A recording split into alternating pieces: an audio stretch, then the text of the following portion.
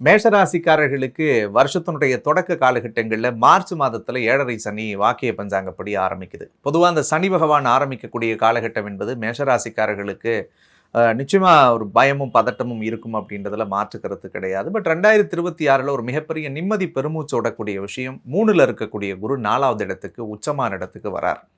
உச்சம் பெறக்கூடிய இடத்துல குரு பகவான் வர்றது என்னன்னா, பொதுவாக ஒரு ஜாதகனுக்கு சுகஸ்தானத்தில் குரு உச்சம் அடையும் பொழுது அவங்களுடைய வாழ்க்கையில் இருக்கக்கூடிய பல்வேறு விதமான சங்கடங்கள் விலகும் அப்படின்னு நான் சொல்லுவேன். அதுலேயும் வீடு, மண், மன சார்ந்த விஷயம், தொழில்முறை சார்ந்த விஷயங்கள்ல இருக்கிற பல சிக்கல்கள் சரியாகும். சார் வாடகை வீட்டில் இருக்கேன் சார், என்னால் ஒரு புது வீட்டுக்கு போக முடியல அப்படின்னு நினைக்கக்கூடிய மேஷராசிக்காரர்கள் வீடு வாங்கக்கூடிய யோகம் உண்டு. சார் ஒரு சின்ன இடம் கூட இல்லாமல் நாங்கள் வாழ்ந்துட்டுருக்குறோம்னு நினைக்கக்கூடியவர்கள்லாம் ஒரு புதிய இடம் வாங்கிக்கிட்டு நீங்கள் அந்த இடத்துல ஒரு வீடு கட்டுறதுக்குரிய வாய்ப்புகளை ஏற்படுத்தும்.